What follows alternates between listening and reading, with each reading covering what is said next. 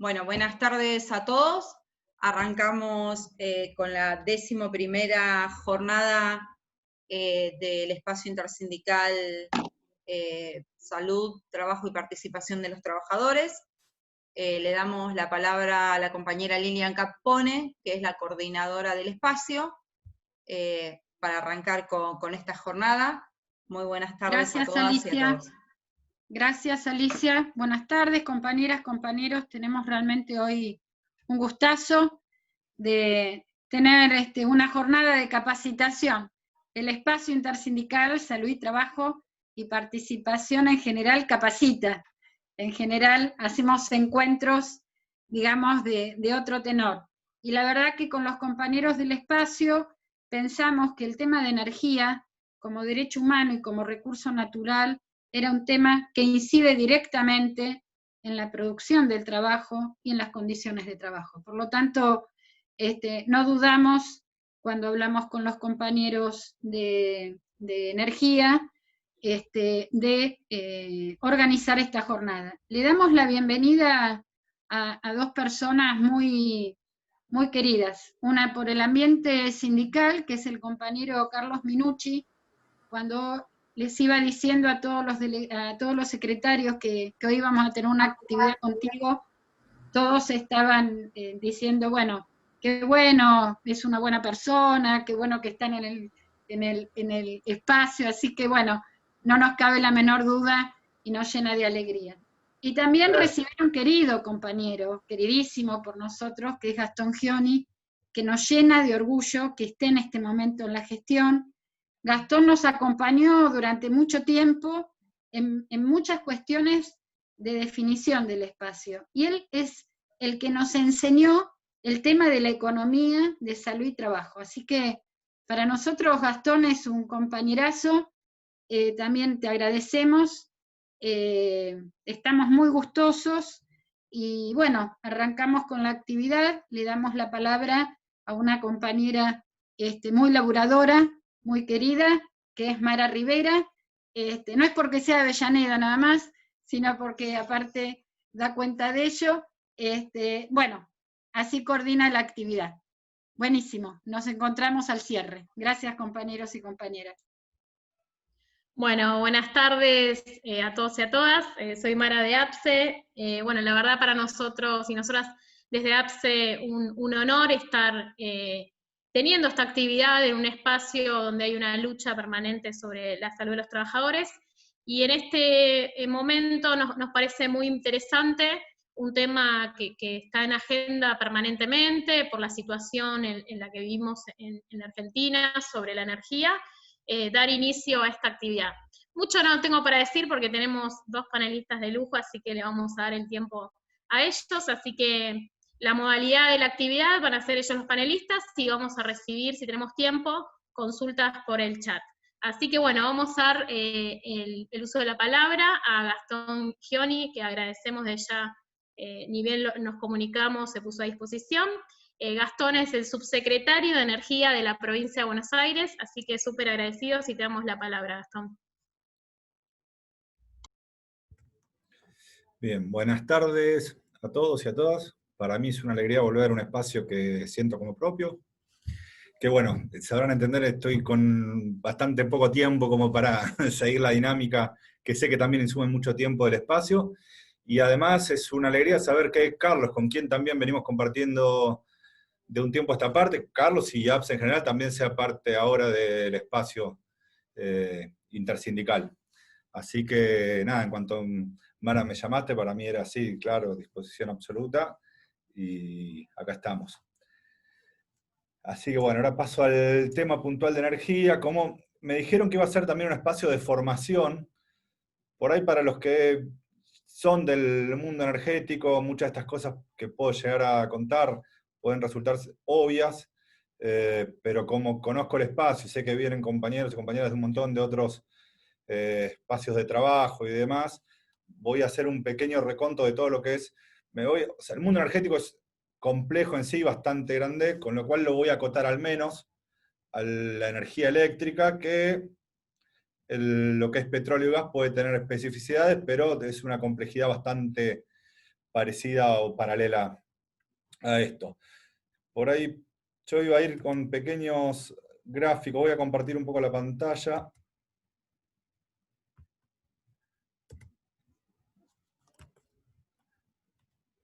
Para ir viendo lo que es, acá ¿se ve bien o lo amplío?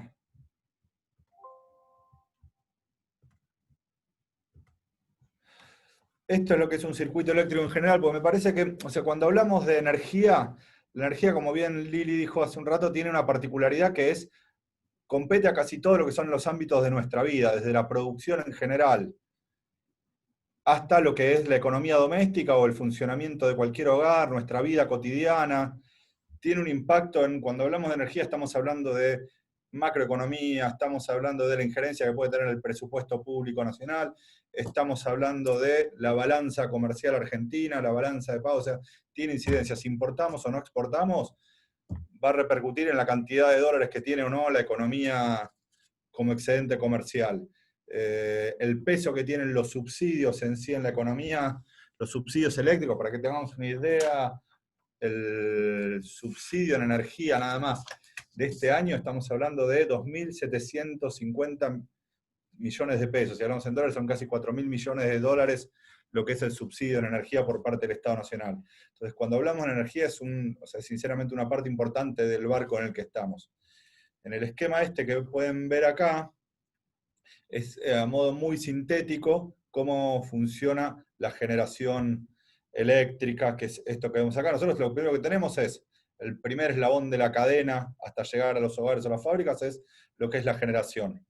Después tenemos todas las líneas de transporte en sí, transportes de alta tensión, después están las subestaciones, son las redes de distribución más chicas, todas las redes domésticas que están en los hogares están en las ciudades, que después terminan en lo que puede ser las fábricas o la demanda doméstica. Entonces, es esto que vemos acá. Tenemos generación, esta es para no modo de ejemplo, para tener alguna de las empresas.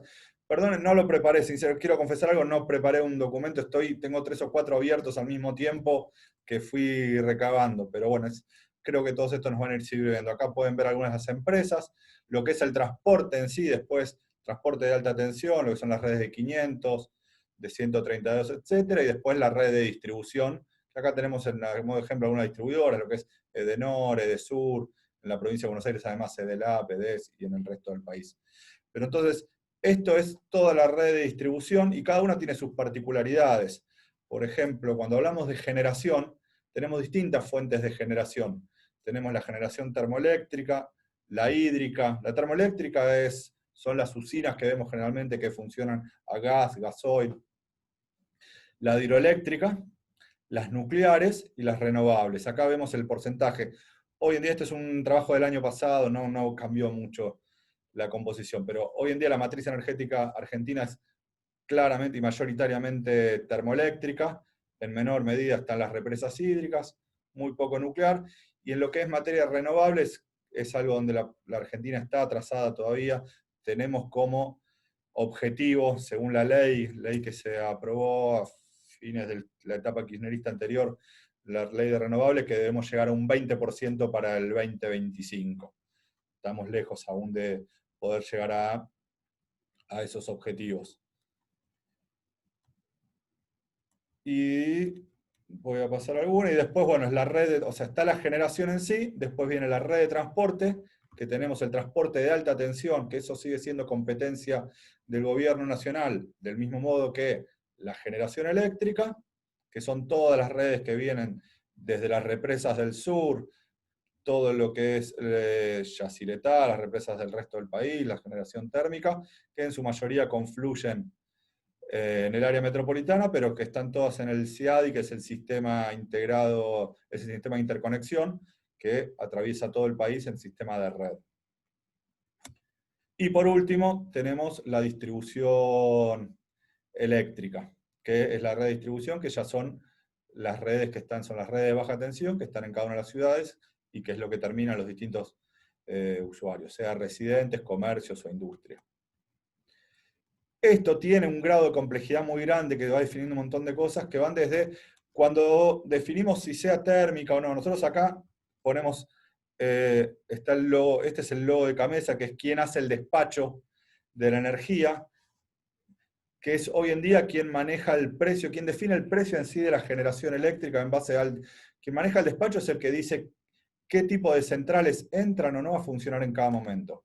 La cantidad de variables son inmensas. Yo voy a hacer en 3 oraciones, tratar de explicar un poco cuál es la complejidad para cada una. Se tiene en cuenta desde algo tan chiquito como al momento de decirle, esto imagínense que es un gran centro de cómputos que están todas las generadoras en sus distintas variantes a la espera que Camesa le diga, entrá a despachar vos o vos, quien sea. Generalmente tienen prioridad. Cuando hay viento o hay sol, le va a decir a las renovables que entren, entonces que generen electricidad eólica o solar. Después va a ir diciendo, según los niveles, y esto a modo de ejemplo también, para tener en cuenta la complejidad, cuando hablamos de las hidroeléctricas, va en base a las lluvias que pueda haber, los pronósticos de lluvia, cómo fueron las nevadas, que eso va a determinar los niveles de agua de lo que sea el año, van viendo los niveles de reserva, va diciendo o no que entren las hidráulicas. Y lo mismo la generación térmica, en base a las temperaturas, la época del año, no es lo mismo en invierno, en verano, donde se puede consumir gas o no, si van a entrar con gas, gasoil, el tipo de máquina y demás. Ese es todo un entramado que es quien va a determinar en última instancia cuál es el costo por generar electricidad, que al mismo tiempo ese costo se divide, se llama el costo monómico. Pero al mismo tiempo nosotros tenemos que no es que en base a eso cada uno de los usuarios, según cómo va variando esto, les cambia la factura final. Después hay un precio estacional, que es el que termina pagando la demanda, y la diferencia entre uno y otro es lo que termina pagando el Estado a modo de subsidio. Yo después les voy a mostrar un gráfico de cómo se fue comportando en las distintas etapas, cómo fue en 2015, cómo fue durante el macrismo y qué está pasando ahora, porque eso es lo que explica en gran medida los fuertes aumentos tarifarios que tuvimos durante el periodo macrista, donde la quita de subsidios llegó a los aumentos de entre un 2.000 y 3.000% de las tarifas. ¿Por qué? Porque justamente quitaron el subsidio a todas estas particularidades que decía antes, que es el subsidio de la generación eléctrica.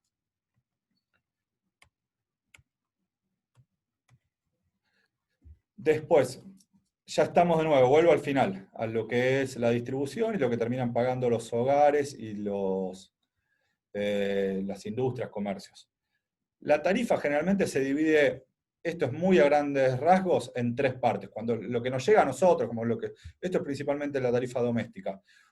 Una parte es cuando decíamos un tercio sería esto el estacional llamamos a la energía, es lo que pago por energía. Otro tercio es lo que estoy pagando. Transporte es una cuota muy, muy pequeña, y después otro tercio sería el VAD. El VAD es el valor agregado de distribución, es lo que le pago a las distribuidoras, al último eslabón de la cadena. Y después un tercio más sería lo que se va entre impuestos, entre IVA, ingresos brutos, el resto de tasas. Digo, esto es más o menos un promedio, porque en todo el país no es igual, sobre todo porque el estacional sí, en toda la Argentina se paga el mismo precio estacional, pero el valor de distribución, como dije antes, es competencia de las provincias. Lo regulan las provincias, pero al mismo tiempo no es lo mismo el costo de una red eléctrica, una red de distribución, en grandes centros urbanos, como puede ser Ciudad de Buenos Aires o el AMBA, donde vos tenés una densidad de edificios y usuarios por manzana, que cualquier otra provincia o localidad del interior, donde vos tenés una dispersión tal que tenés que tener, no sé, tal vez en 1 kilómetro de red, no tenés, pero ni remotamente la misma cantidad de usuarios que tenés solamente en una cuadra del área metropolitana. Si esa cantidad de usuarios se tiene que dividir el costo de mantener esa red, es infinitamente menor para las áreas metropolitanas. De ahí es que el peso que puede tener la distribución en muchas provincias o localidades es bastante más grande que un tercio. Pero esto es a grandes rasgos para que entendamos de qué hablamos cuando hablamos de qué nos llega a nosotros. Por eso digo, atrás de lo que para nosotros muchas veces es una factura, es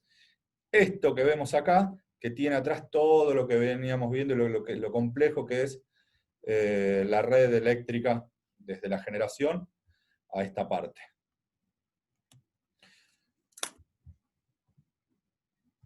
Bueno, dicho eso, eso me parece que era la parte, por lo menos la más explicativa en sí, me parecía importante como para que todos pudiéramos saber de qué hablamos cuando hablamos de energía eléctrica.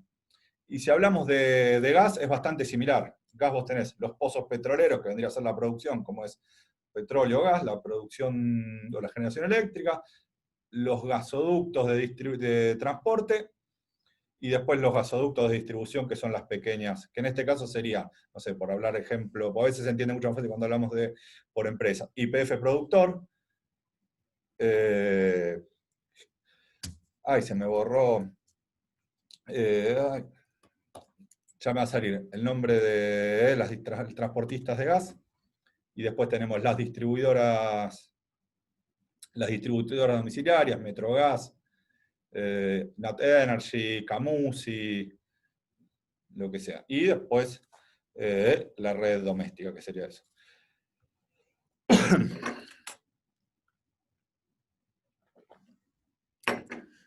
Dicho todo esto, vuelvo al origen, cuando decíamos que, sobre todo pensando en por qué es un derecho humano básico, y porque afecta principalmente todo lo que es la producción y los hogares.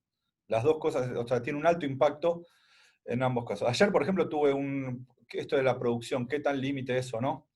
Ayer tuve con una cooperativa de un pueblo acá de la provincia, que me decían, nosotros tenemos una limitante enorme a lo que es la posibilidad de satisfacer la demanda, porque tenemos fácil la mitad de lo que tendríamos hoy en día de potenciales proyectos productivos.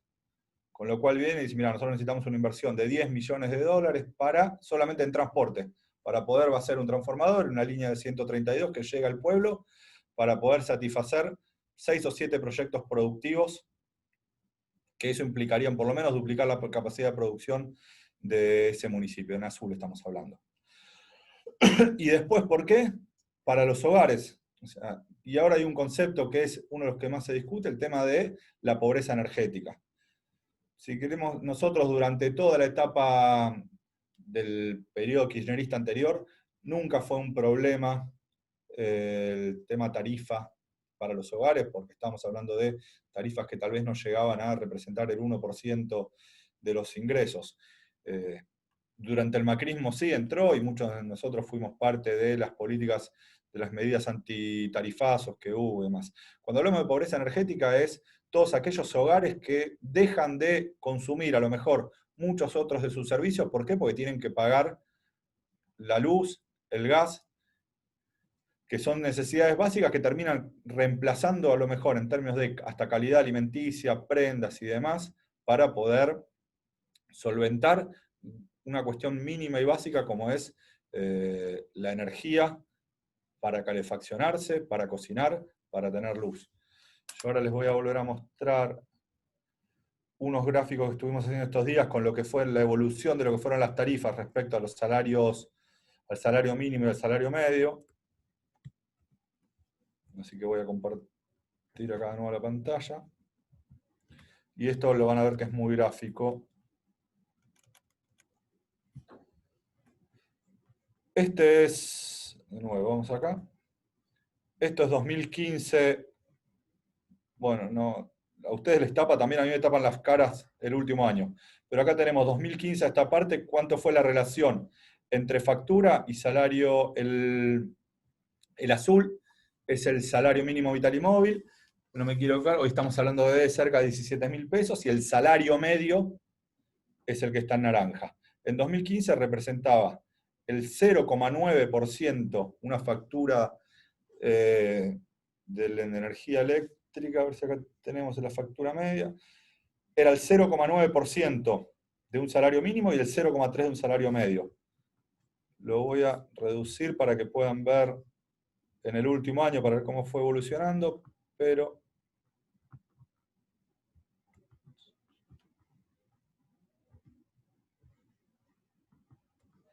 y acá tenemos, en 2020 llegó, o sea, 2019 tenemos, en el 2000, perdón, vuelvo para atrás y nos mareamos, 2015 salario mínimo era el 0,9%, la relación de una factura eléctrica, vemos cómo al 2019 llegó a representar el 8,5%, y ya en el 2020, con el congelamiento que se estableció a fines del año pasado, bajó de nuevo a un 6,3%.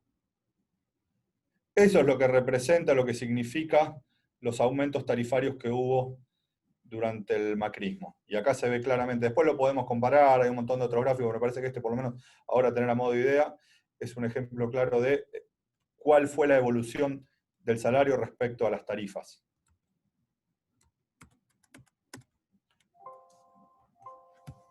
Después podemos mostrar, este es el precio de esto es la factura final.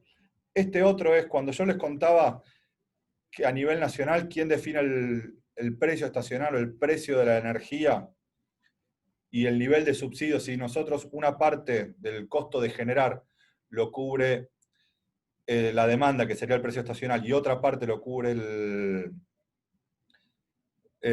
Estado, acá en estos gráficos es donde lo podemos ver más claramente. Nosotros tenemos cómo fue de 2010 a esta parte, a medida que fueron aumentando el costo de generación, y hubo una evolución bastante por debajo. Toda esta etapa que se ve acá es el kirchnerismo hasta el 2015, cómo los salarios y el precio estacional más o menos se mantuvieron similares. Acá vemos cómo los salarios incluso le fueron ganando. ¿Qué pasó? Del 2015 a esta parte, se dispara, que es esto que podemos ver en gris, se fue disparando el precio del estacional, mientras que los salarios evolucionan en una curva bastante más baja. Esto es la última etapa del macrismo, y después acá ya con el congelamiento durante la etapa nuestra, ya de 2020, vemos cómo se mantienen más o menos estables. Y este es el último gráfico que puedo mostrar en este sentido, el precio estacional, que esto muestra claramente lo que fue la política kirchnerista. Nosotros, de nuevo, acá tengo 2010 en adelante, esto fue una serie larga como para podamos entender. Esto que tenemos acá en amarillo es el porcentaje de subsidio, cuánto cubría el subsidio del Estado del costo de generación. Acá vemos que iba en torno del 80, y va bajando temporalmente, y eso tiene que ver también con la estacionalidad. Hay momentos que es mucho más barato producir o generar, sobre todo en verano, que podemos usar el gas, que es mucho más barato.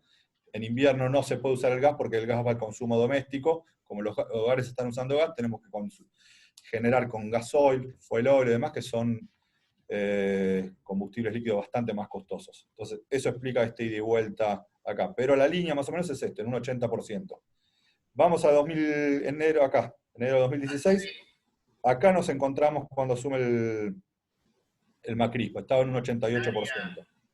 Todo esto que vemos acá hasta enero del 16, donde llegó al 19, fue la política macrista de quita de subsidios. Que esto es lo que explica los aumentos, gran parte de los aumentos de la tarifa de todos esos años. Acá llegamos a un pico y hoy en día ya nos encontramos en un nivel del 50 y 50. El 50% de lo que se genera lo está pagando la demanda, el otro 50% lo está pagando el Estado a través de subsidios del Estado Nacional.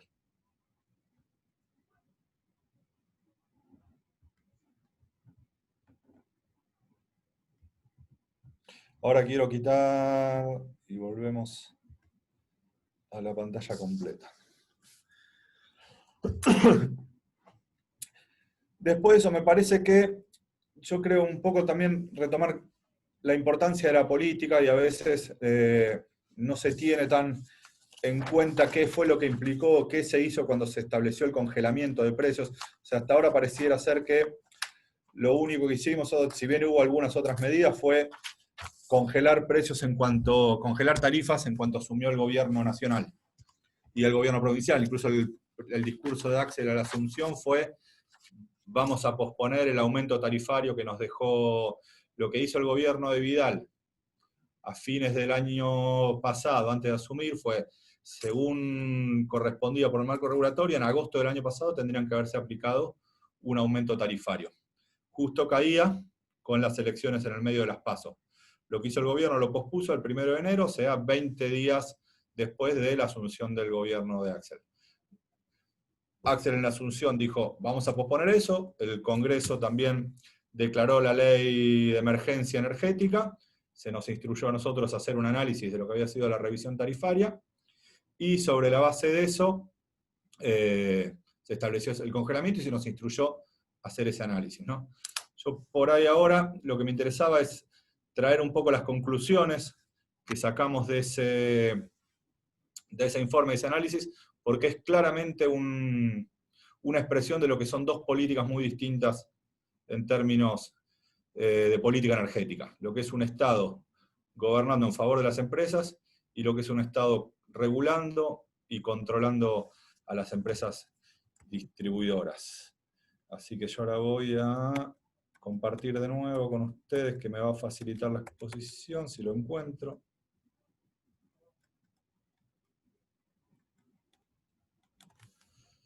Acá está.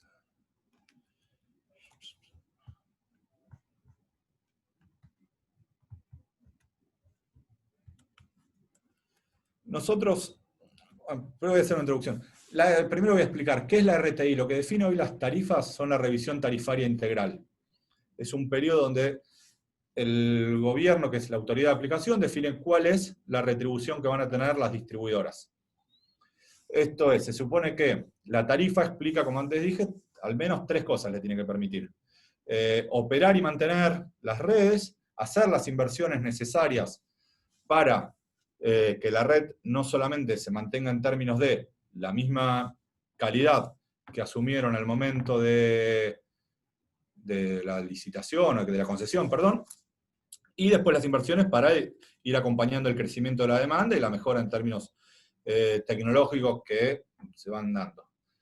Y después una retribución lógica y razonable sobre la base de un sector monopólico, que es un monopolio natural, como es la energía, la distribución eléctrica.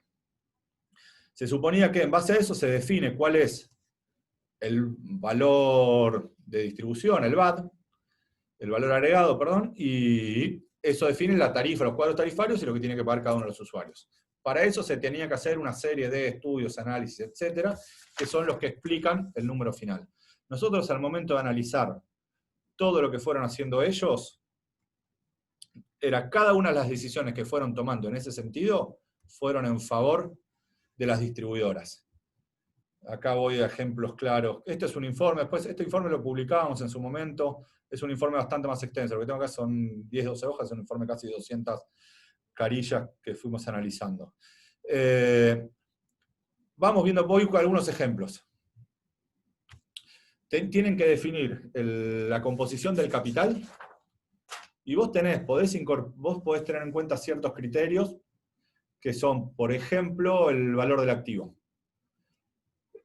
No quiero llegar, perdón, pero va a ser demasiado técnica, pero por ejemplo, vamos a estos ejemplos. La valorización del capital. Vos podés tener un montón de metodologías para definirla. Nosotros íbamos a ver los informes técnicos que tenían, no hubo un solo informe técnico que lo avale.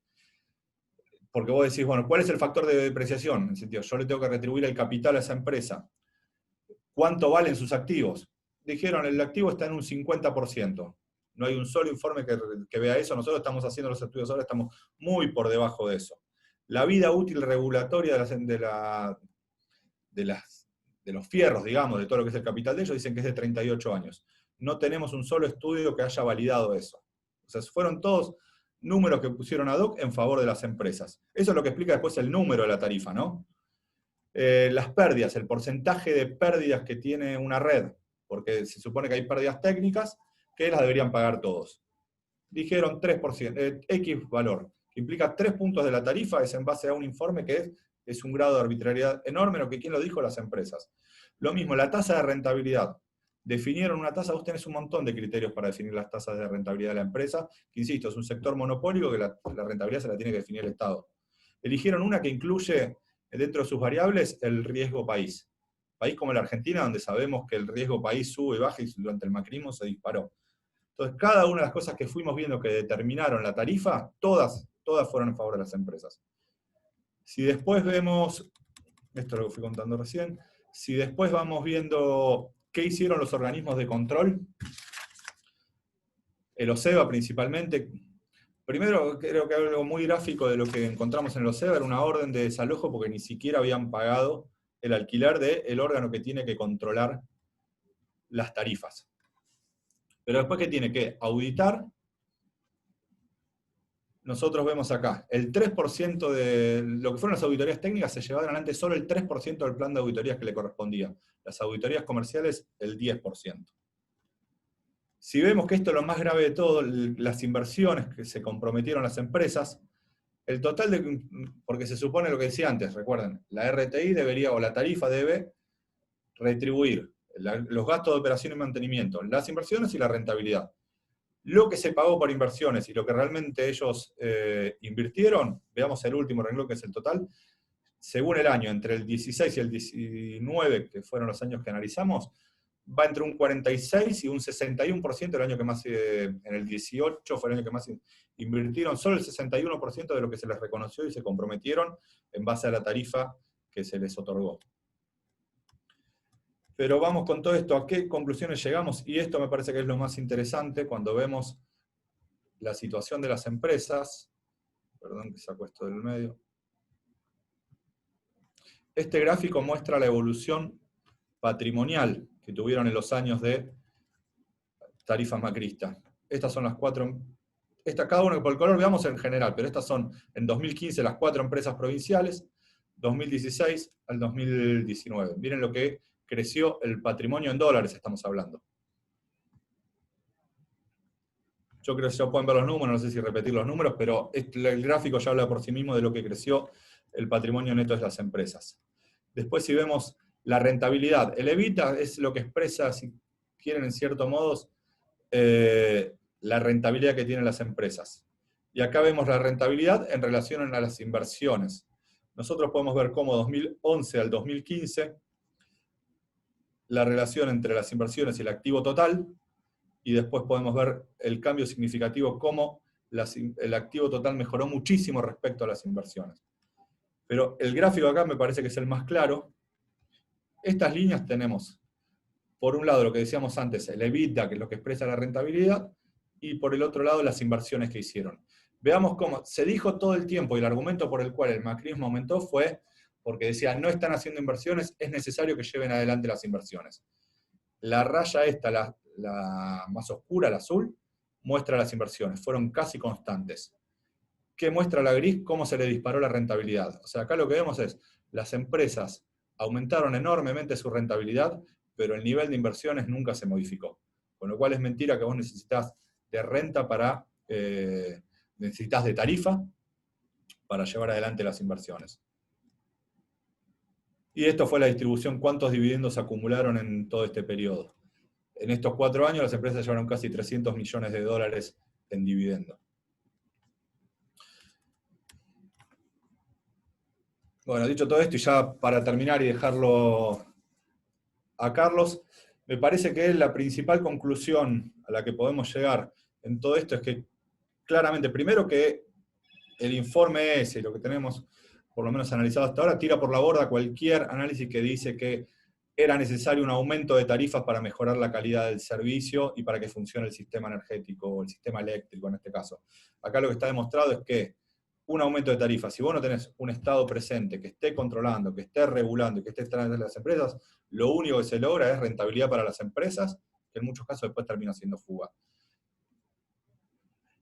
Con lo cual lo que vos necesitás, y es lo que estamos, por lo menos es la política que estamos llevando a cabo en este momento desde lo que me compete a mí la subsecretaría y que fueron claras indicaciones por parte de los gobernadores, fortalecer un órgano de control. Nosotros hoy tenemos un OSEBA que ya en los hechos tenemos por lo menos un 50% más de planta de personal. Estamos llevando a cabo una red de monitoreo, que hasta ahora no existió la red de monitoreo eléctrico, y empezamos a hacer las auditorías a las inversiones comprometidas por parte de las empresas. O sea, este informe fue el resultado de los primeros 6 meses, que incluso nos tocó en el medio de la pandemia. Ahora empezamos a hacer los relevamientos físicos de qué es lo que efectivamente están haciendo las empresas. Pero por eso, digo, a modo de conclusión, repito lo que decía antes, la única garantía para que el sistema energético hoy en día funcione es que esté el Estado garantizando que las empresas lleven adelante las inversiones que tienen que llevar, y después también el Estado haciendo las inversiones. Hay inversiones de infraestructura de un nivel de envergadura que es imposible resolverlo con las herramientas que nos dio el marco regulatorio de la privatización, que es que la demanda sea la que pague ese crecimiento en la red de distribución sobre todo. O sea, hoy en día es impagable. Nosotros cuando entramos, rápidamente con la demanda o los proyectos que ya teníamos identificados solo en la red de distribución, en la red de alta tensión, perdón, estábamos hablando de 600 millones de dólares. Si miramos rápidamente el flujo de con cuánto del agregado tarifario asignado a eso se podía pagar, no nos alcanzaban ni siquiera 10 años de tarifa para pagar esas inversiones. Por eso es que nosotros ya empezamos a meter en el plan en el presupuesto de la provincia obras estratégicas en ese sentido. Así que bueno, eso es todo, agradezco de nuevo y te paso la palabra, Carlos.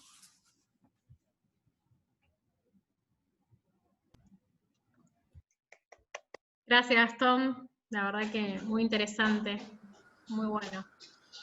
Bueno, ahora damos la palabra a Carlos Minucci, el secretario general de APSE, y un dirigente con mucha historia en el sector energía y en el movimiento obrero. Así que, gracias, Carlos, te paso la palabra. Bueno, me da vergüenza después de Gastón hablar técnicamente, así que lo voy a evitar. Gracias, Gastón. Un hombre que desde su lugar en la provincia de Buenos Aires ha cumplido, tanto él como el gobernador, en darle la capacidad y participación a todos los que habíamos luchado contra el tema tarifario. Y bueno, gracias a Gastón y gracias a Axel por dar esa posibilidad que hoy estamos desarrollando en OSEBA, y ojalá que OSEBA pueda seguir creciendo como viene hasta ahora. Ahora voy a la parte, vamos a decir, no técnica, sino a la parte desde los trabajadores. Yo creo que las empresas eléctricas han sido, de acuerdo a su historia, parte de los grandes golpes cívico-militares que existieron en Argentina. Si nosotros tomamos la historia de las empresas eléctricas, tomamos que en el año 30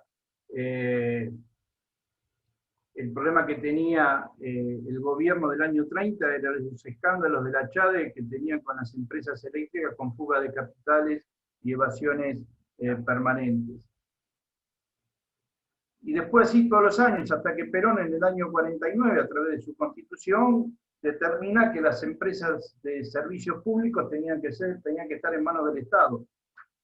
Eso estaba en la Constitución, que en el plan quinquenal del 47 y 52, Perón decía que las empresas eléctricas tenían que estar en manos del Estado por considerar que era un sector tan estratégico para el tema argentino. Es así que crea la Dirección Nacional de la Energía, crea lo que es la Dirección Nacional de Gas del Estado, la Dirección General de Agua y Energía, y la Dirección de Combustibles Vegetales y Derivados, y la Dirección General de Combustibles y Sólidos Minerales, que Perón entendía que todo eso tenía que ser parte del Estado para asegurar el servicio público que el Estado necesitaba.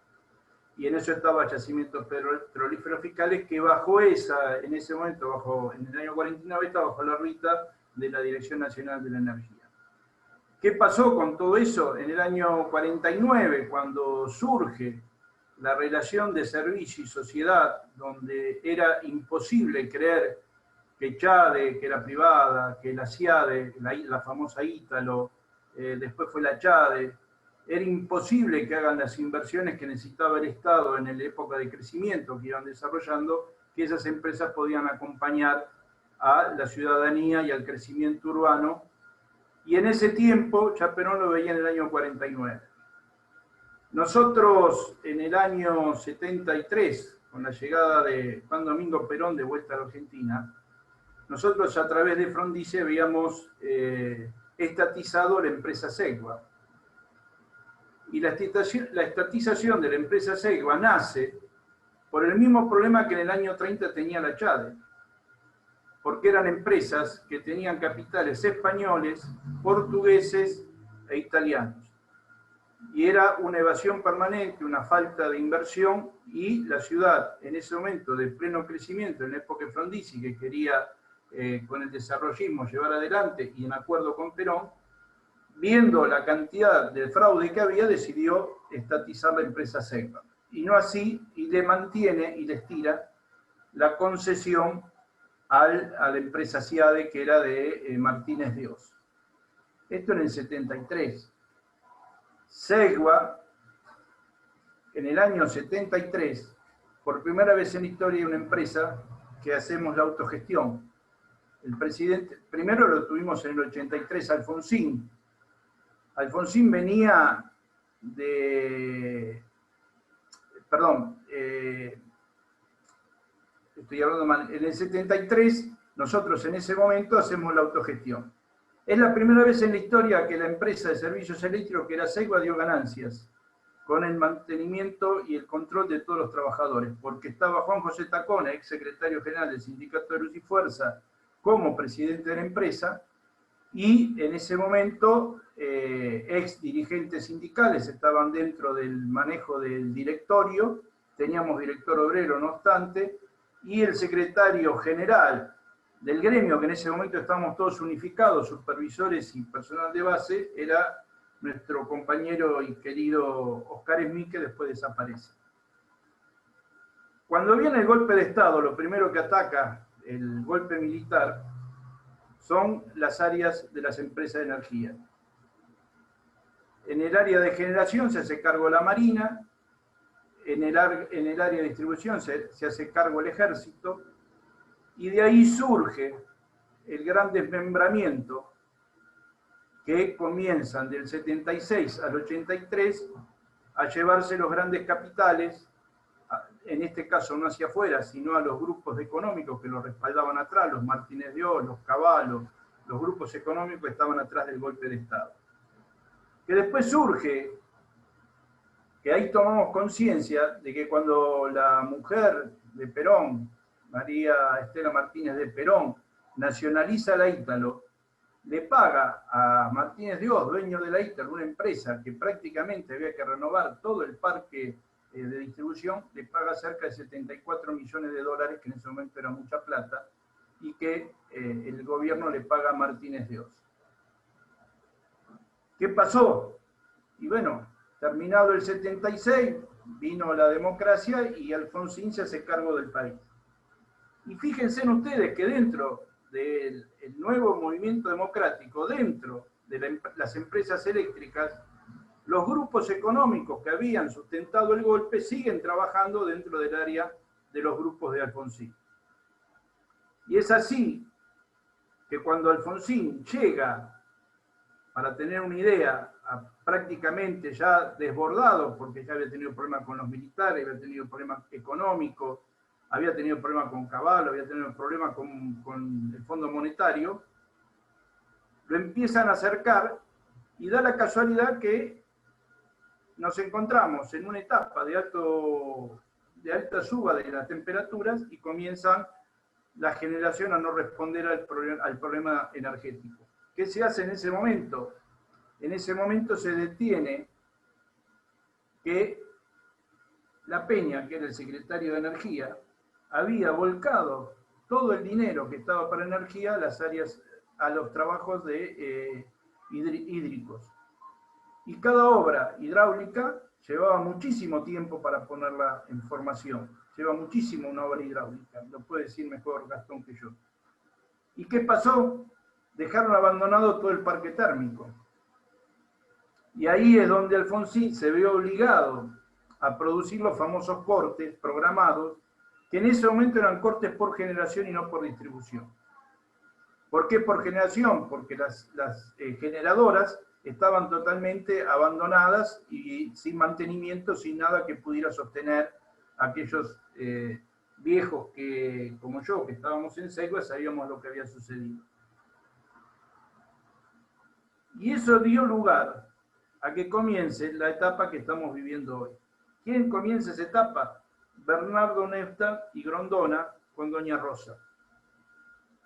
Que era imposible que una empresa del Estado pudiera hacerse cargo de los servicios, porque los trabajadores de Segua eran 8 que iban a ver un palo, 3 iban a comprar la carne, 1 iba a comprar el pan, otro iba a comprar el vino, 1 solo estaba en el poste, comían el asado, se iban y no atendían el servicio. Ahí empezó el famoso trabajo de Neusta y Grondona, en la cual no solo logran el objetivo del famoso tema del golpe cívico-militar, porque son los mismos que van a ver, porque en los famosos directorios están el hijo de Grondona, están los familiares de los militares, estaba todo armado como para ese lawfare que hicieron en esa época funcionara. ¿Qué pasó? Algo que es muy simple. Terminaron con Carlos Menem destrozando todas las empresas del Estado. Para darles un ejemplo, la venta de Segua terminó perdiendo plata el Estado, porque a Segua se la compró por 2.700 millones de dólares, 2.700 millones de pesos, y Segua debía 2.800 millones, o sea que con eso tuvo que poner plata encima hacia sus acreedores. ¿Y quiénes se quedaron con todo? Se quedaron los grandes grupos que existieron siempre. Por eso Edesur quedó en Chile, por eso Edenor quedó en España, por eso quedó España-Francia, Chile quedó con sus socios de Estados Unidos a través del pinochetismo, y Edelab quedó con AES, que era la empresa norteamericana. Todo ese conjunto vino a saquear totalmente las empresas, se quedaron con todo el patrimonio que tenía la Argentina, las joyas de la abuela, y a partir de ahí se empieza a perder la relación que tenían las empresas del Estado con sus usuarios, porque después pasaron a ser clientes. Así como nos decían a los trabajadores de las empresas del Estado, que le habían hecho creer a los trabajadores que dejábamos de ser un número para tener nombre y apellido, porque en las empresas del Estado teníamos el número de servicios sociales. Entonces, en mi caso, era Carlos Minucci, registro 43641. ¿Qué le hicieron creer los dirigentes sindicales cómplices también de esa? Porque nada se hace al azar. Hubo dirigentes sindicales de esos sindicatos de las empresas del Estado que aceptaron que este juego se haga por Menem. ¿Cómo terminamos? Terminamos con una Comisión Nacional de Gremios Estatales que yo integraba, que estábamos con Saúl Ubaldini, que era la Comisión Nacional de Gremios Estatales en defensa de las empresas públicas. La primera que atacaron fue, no sé si ustedes se acuerdan, Entel, porque teníamos el famoso plan Megatel. Bueno, te tenías que anotar en un registro, a ver cuándo te daban el teléfono, y resulta que en los depósitos, cuando nosotros hacemos las inspecciones con los sindicatos, encontramos que en los depósitos estaban todo aquello que había comprado el gobierno en los depósitos, que eran las nuevas líneas telefónicas que hoy estamos usando nosotros. O sea, que vendimos Entel y le dejamos todo el material para tener después el servicio que Entel brinda al mes de estar a cargo. Y ahí es donde María Julia Alzogaray queda denunciada penalmente y termina presa dentro de la estafa que había hecho María Eugenia Vidal. Bueno, son parecidas. Alzogaray con María Eugenia Vidal. ¿Cómo termina la cosa? Que en empresas eléctricas las generadoras quedan en manos de los dueños, compran las empresas de energía. ¿Qué hace Costanera? Costanera pone a las 5 máquinas que teníamos 2 ciclos combinados y una tercera que es la empresa de generación metropolitana, que era un ciclo combinado aparte. La empresa francesa Total pone un ciclo combinado en Puerto. Y Doxú no tenía capacidad, tiran abajo una central Doxú construida totalmente con solo el valor material que tenía de ladrillos, y terminan poniendo un ciclo combinado un poco más chico, pero el ciclo combinado en definitiva quedó de una central hecha por los italianos con un lujo. Terminamos desde la puerta mirando una caldera que se ve de la calle, hicieron pelota todo. ¿Y qué hicieron con todo eso? Destruyeron todo lo que había en el sistema energético. Y les digo más, en el 83 Terraño ya hablaba de que las empresas públicas tenían que tener el 50% en manos privadas y darle el gerenciamiento a las privadas. Eso lo rechazamos nosotros todos, en ese momento lo rechazamos todo en la calle, con los dirigentes sindicales al frente. Se ve que después, con Menem, hubo otro tipo de arreglo, y los dirigentes sindicales, es así que nosotros vamos con Saúl Ubaldini a la marcha al Congreso contra las privatizaciones, y llevamos 80.000 trabajadores a la marcha en la puerta del Congreso. Y Neustadt, a los 15 días, hace la marcha en la Plaza de Mayo a favor de las privatizaciones y lleva cerca de 150.000 a 200.000 personas, en las cuales muchos dirigentes sindicales movieron su propia base de los gremios, haciéndole creer que en vez de ser un empleado del Estado iba a ser un gerente, porque te decían la cuenta de que entrabas manejando un ascensor y podías llegar a ser presidente de la empresa en manos privadas. Todo eso no sucedió. El servicio eléctrico tampoco funcionó. Lo único que hicieron fue vaciar las empresas. Y aparece Néstor en el 2003. Y en una conversación que tenemos con Néstor Kirchner, antes de asumir que era candidato, me preguntaba cómo hacían para generar una política productiva, virtuosa, para recuperar el país rápidamente. Tengo el gas en manos de los holandeses, tengo el petróleo en manos de los ingleses, tengo esto en manos de los italianos, pero está todo extranjerizado. Entonces ahí es donde surge la gran inversión que hace Néstor Kirchner con su plan quinquenal, que lo comienza a hacer en el 2005, en el 2015, en el 2005. En el 2005, el gobierno de Néstor y Cristina invierten. Cuando asume Néstor había 9.000 megas, que es la medición de energía que tenía el país, 9.000 megavatios tenía el país en su totalidad.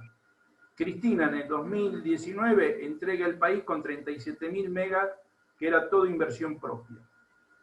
¿Cuál es el gran problema que teníamos con la conducción en ese momento de la energía del kirchnerismo? Es, si estás invirtiendo tanta plata, ¿por qué directamente no tomamos la empresa y esa plata la volcamos al desarrollo y no a las ganancias de estos extranjeros que vienen a robarle al país todo lo que se están robando? Debido, me decía, que era imposible en ese momento poder estatizar las empresas eléctricas, porque habíamos estatizado YPF, habíamos estatizado Aerolíneas, nos habíamos hecho cargo de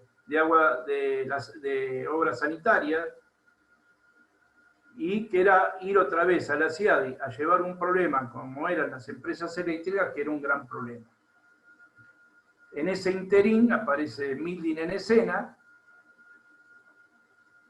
aparece Reca en Central Puerto, porque le compran, son testaferros de los verdaderos propietarios extranjeros de los fondos buitre, que terminan manejando la energía eléctrica desde el 2016 hasta ahora. La venían manejando Milding, Reca, el amigo del alma de Macri, ¿cómo es? No me sale el nombre, que es tan conocido.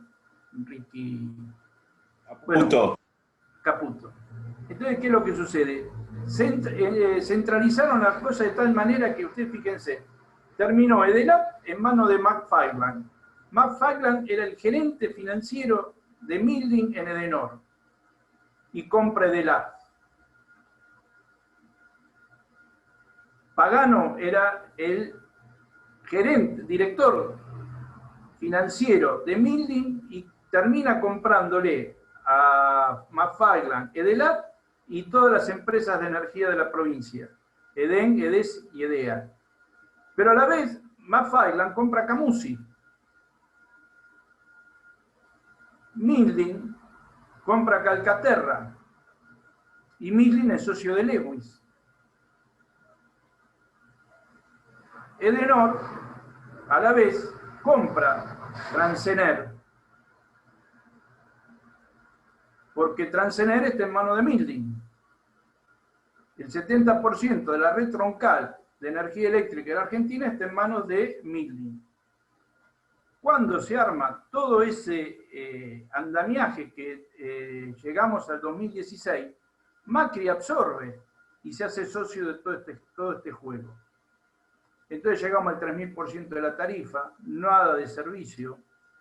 Los centros de control, ni OSEBA ni el ENRE podían en su momento controlar, porque si dentro de OSEBA y del ENRE estaban los dueños de las empresas, los ponían ellos, a los que conducían las empresas de control.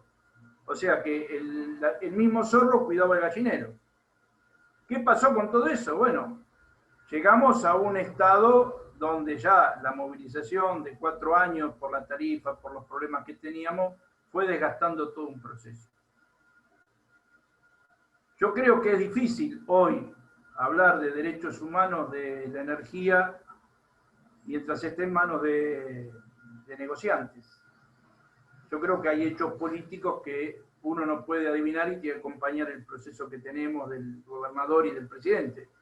Pero hoy sería inconmensurable pensar que en esto que tenemos una oposición violenta, con un periodismo contra, con la justicia en contra y con todo lo que pensemos que están en contra de lo que es popular, ir a decirle que vamos a no estatizar, porque están diciendo mal, vamos a bajar las concesiones, porque todas las empresas están en manos del Estado. Acá la gente se equivoca, son empresas del Estado concesionadas.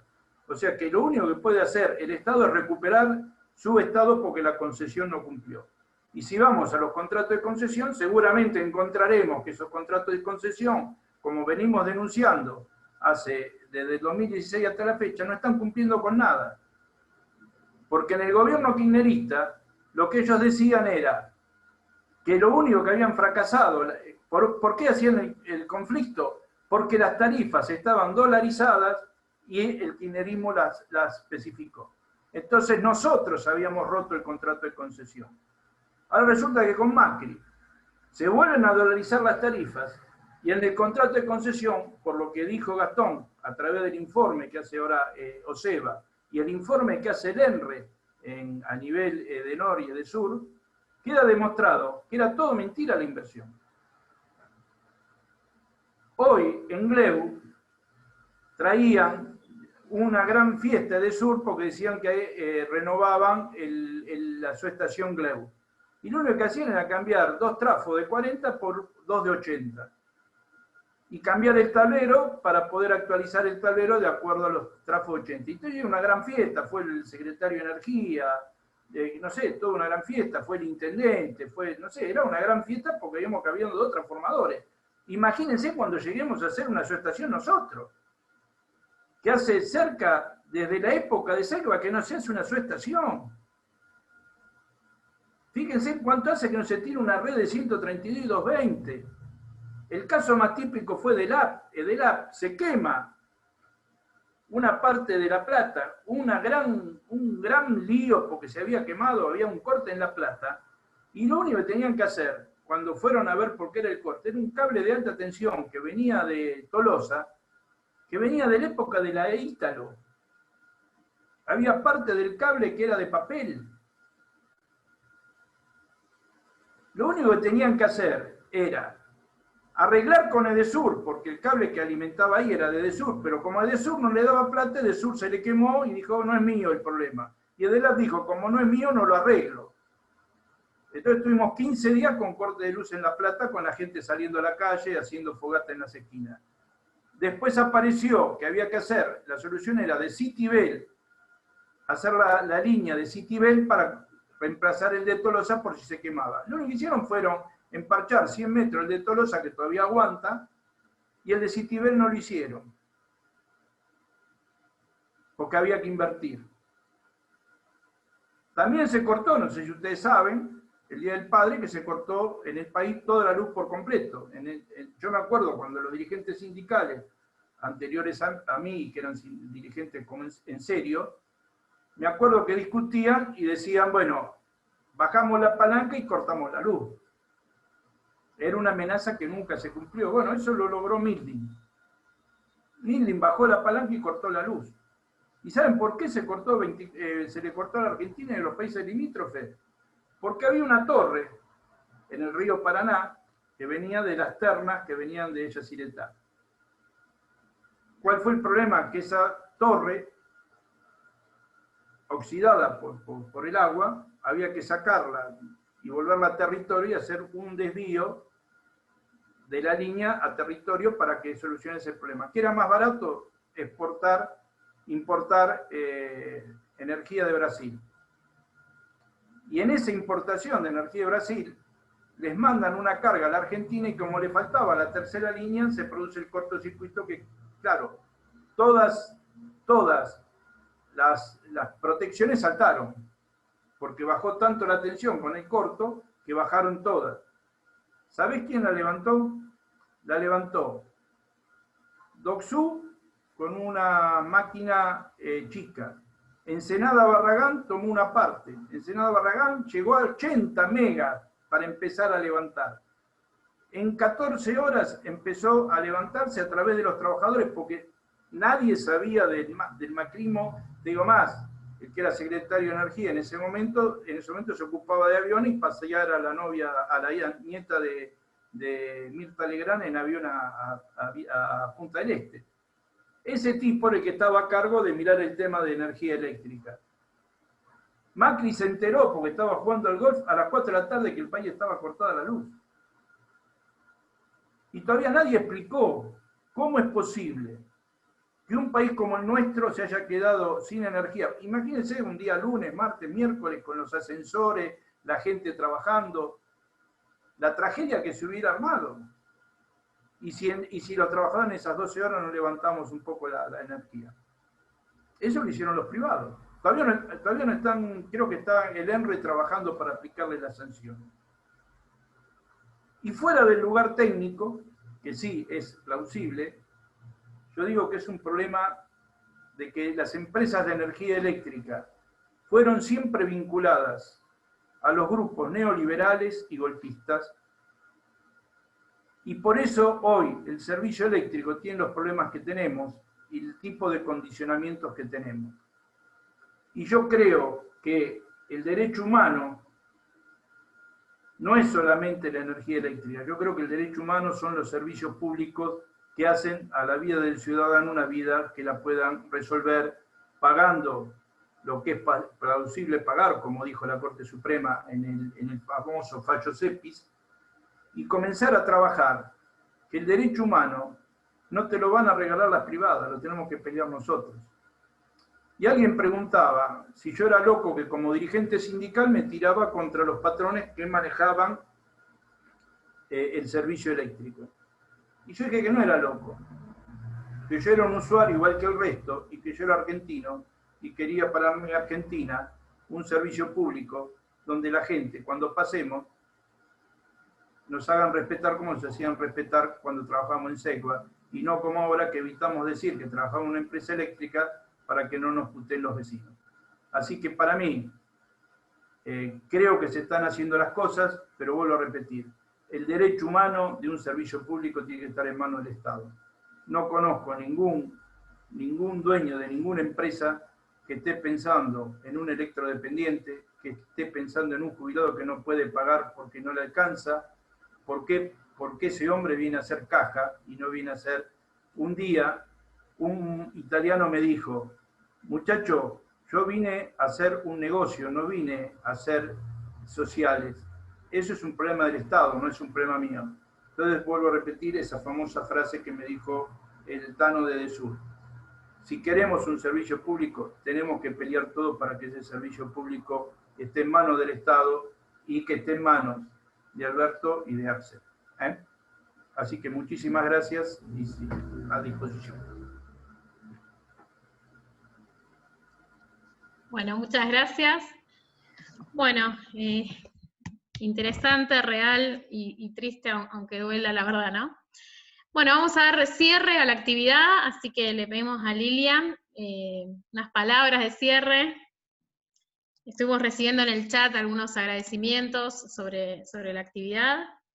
Así que bueno, Lili, te paso la palabra. Y gracias a los panelistas, tanto Carlos como Gastón, un gusto. La verdad que sí, fue re claro. Pero yo tengo una pregunta porque tengo una fantasía. Y la puedo decir entre compañeros. Una fantasía linda, no se vayan a poner en esta época de pandemia. ¿Cómo es que importamos energía? ¿Qué significa eso? ¿Cómo se, Gastón, vos que hablabas, qué es eso? Porque no, yo veía todos los lugares donde se crea, o sea, se fabrica la energía, ¿no? Todo lo que vos planteabas, lo eólico, lo otro era la hidroeléctrica y había otro más, una usina, ¿no? Sí, no Eran escuché tres, no escuché cuáles dijiste, pero sí, tenés a grandes rasgos la térmica, esa, la nuclear, la hídrica y las renovables. perfecto. ¿Y cómo es que transportás? ¿Viste que dicen, no, porque Argentina está comprando energía? Es Cortito, así. decime. ¿Cómo es? Lo que importamos principalmente, que es lo que realmente impacta, es el gas. Ahí, Américo, gracias por recordarme TGS y TGN. El tema es así. No está mal ser importador. Cuando uno habla de soberanía energética, no es no importar nada, no exportar, sino incluso deberíamos poder complementarnos con la región, poder importar o exportar según el momento, sobre todo electricidad, que la red, la perspectiva a largo plazo es que la red eléctrica argentina esté integrada a la brasilera, a la paraguaya, a la, perdón que estoy apagando el teléfono, a la paraguaya, a la boliviana, lo que sea. Entonces, que haya intercambios de energía todo el tiempo no es el problema. El tema es el gas, que fue uno de los grandes problemas que tuvimos 2010 para adelante. Argentina empezó a declinar todo lo que era la producción de gas, entonces tuvimos que empezar a importar fuertes cantidades de gas. A partir de la expropiación de YPF, eso empieza a revertirse, porque empezamos a importar, y retomo un poco el mismo discurso de Carlos recién, como Repsol, cuando Repsol que empezó en Venezuela, en la Argentina, el gas estaba a $1. Repsol, en vez de invertir plata en YPF en la Argentina, invertía plata en Repsol Bolivia para vender lo que YPF vendía al Estado, a la Argentina, para consumir y demás, a $1, se lo exportaba a 6 o 7 dólares. Entonces nosotros, el principal problema de importación es de gas. Que lo mismo, o sea, yo no digo que tenemos que dejar de importar, porque la Argentina consume muchísimo gas en invierno, y no tanto en verano. Entonces vos no podés producir esa cantidad de gas. El gas tiene que ser una producción constante. Vos siempre tenés, porque una vez que abriste el pozo, una vez que perforaste, sale. Entonces, si vos tenés ciertos complementos en invierno, donde decís, bueno, importo algo en invierno, en verano exporto un poco, lo complementás. El problema es que estamos con una restricción muy grande, y que es parte de la discusión que se está dando ahora, que fue el Plan Gas 4 y demás. ¿Qué hacemos para que la producción argentina, aunque nos salga más cara, pero la pagamos en pesos, para dejar de importar gas? Porque ahí va a empezar la restricción, que era lo que decía al principio, la energía mueve la macroeconomía y mueve la balanza de pagos, porque nosotros llegamos a importar casi 12.000 millones de dólares en 2012-2013 de gas. Entonces, tuvimos una balanza comercial negativa. Ese es el gran problema que tenemos cuando decimos que tenemos que importar, es principalmente gas. Porque después, el resto de los combustibles se importan y exportan.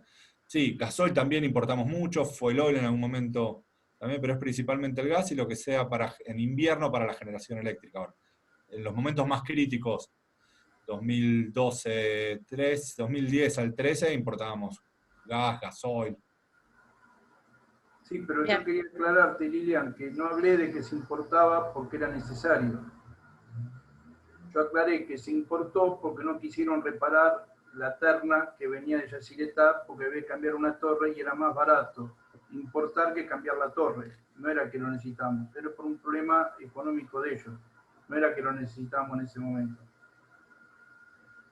A mí me impactó, bueno, excelente las exposiciones, la verdad que hacía falta, y hace falta también conocer la historia. Cuando vos arrancaste, Carlos, con esto de la dictadura, es como que uno, ¿no?, se siente como impactado, porque esto no lo unís a la dictadura. Y yo creo que estos espacios tienen que servir para unir todo, y para demostrar que realmente esto fue un plan en América, fue un plan consensuado, que no solamente fueron los compañeros desaparecidos, los obreros estigmatizados, no solo fueron las cárceles, fueron también esto de lo de la energía, fue también cómo se han quedado con las propiedades y el dinero de los compañeros que sacaban de sus casas.